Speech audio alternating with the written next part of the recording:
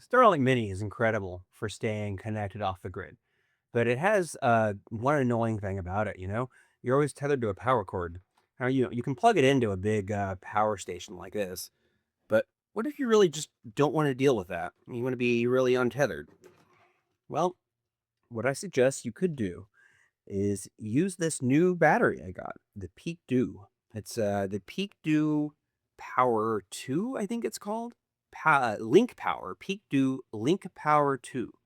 So it's a 99 watt hour battery designed specifically to snap right into the Mini, right where the kickstand normally goes. And then you just plug this little cable in to the power port here. And I've been testing this for a few weeks. I went out to Nia Bay in Washington last week. It's the very northwesternmost point of the lower 48 states, as they call them, and really beautiful area, but not a lot of phone coverage. And so I went out there and tested this thing out. And today I'm going to show you how it really is a game changer being able to use this battery to take it with you, use it in the van, use it while you're camping, use it while hiking, etc. So the design of the PeakDo is pretty good. It takes the place of the kickstand. So, normally you have a kickstand, it's built in to the Starlink Mini, and that is how you will have it at an angle like that. Usually want it to be kind of angled about like that and facing northwest. And that is how you get the very best internet connection. It'll work fine if it's just straight or flat on a table, right? You can do that. But to get the best connection with no dropouts, if you're doing like video calls, for example, you really do want to point it at the right direction and align it in the app. And so what you can do is they have helpfully included this hole here so that you can mount a tripod. And there's a bunch of these tripods. I got this one for like, I don't know, 10 or 15 online. And it extends out.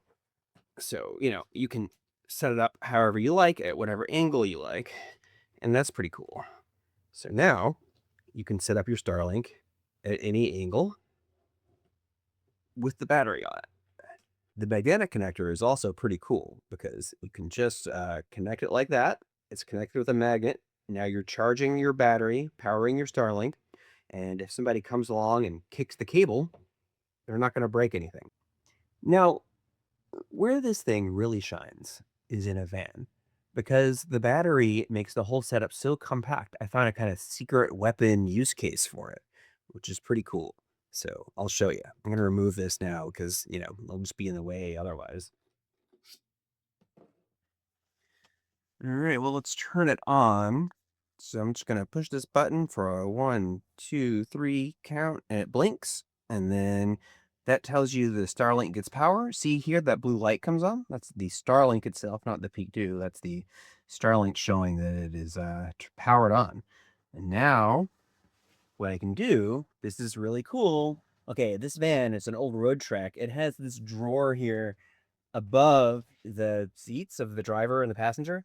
And I never quite know what to do with it. But look at this. I can just set the Starlink in here with the battery, close that, and drive. And then for 4 or 5 hours, as long as the battery lasts, I have internet because the ceiling, it's made of fiberglass. That is transparent to the frequencies that Starlink uses. That means that it doesn't matter. It sees it like open sky. So yeah, no having to worry about cables, running awkward cables to power it. Sometimes you see cables coming down to power things like fans and phones and things. But yeah, the Starlink with the battery, it's a lot easier. So while we were driving around last week, I put it in the drawer and I actually found a 99.8% ping success rate. That's very good. That's good enough for a video call.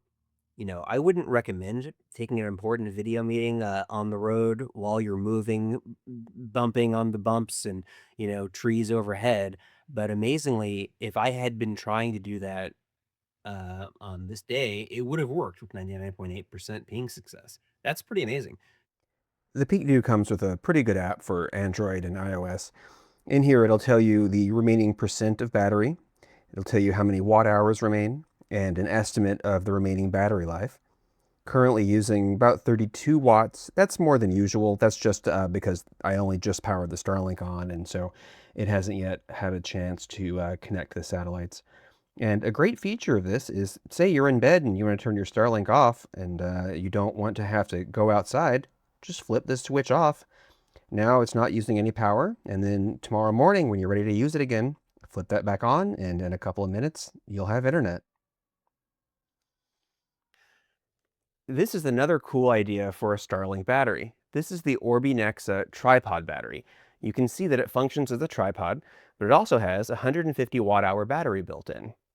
Now, you can see on the cover here, if you take this off, you get the standard screw that goes into the Peakdo, for example. But if you're using it by itself, you'll want to put this cap on.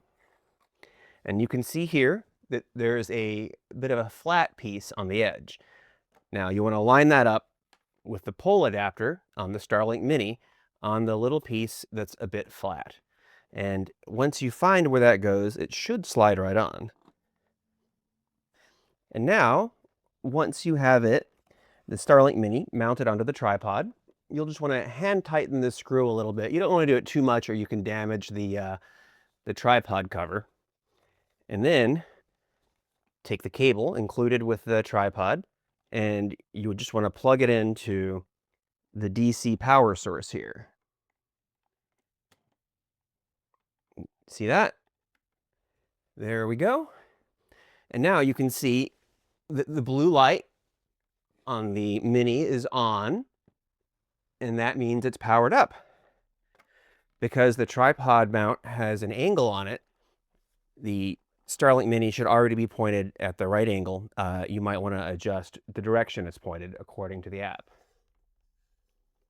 The Peakdo battery is great. It offers about 5 hours of runtime when it's fully charged. And we also have this tripod battery. And it's cool because you can mount it. You can either mount it to the Peakdo using this screw, or if you don't have the screw, if you don't have the Peakdo, you can use this adapter here, and that goes to the pole mount that comes with your Starlink Mini. But today, we're going to attach it to the Peakdo and wire them up together so that we get a total of 13 hours of runtime. Now, the Peakdo has this receiver here for this screw. So you just put it on, screw it together,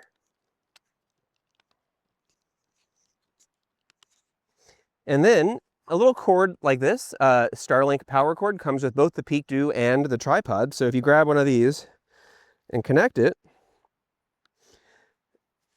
and then look at that, you're going to get 13 hours of runtime.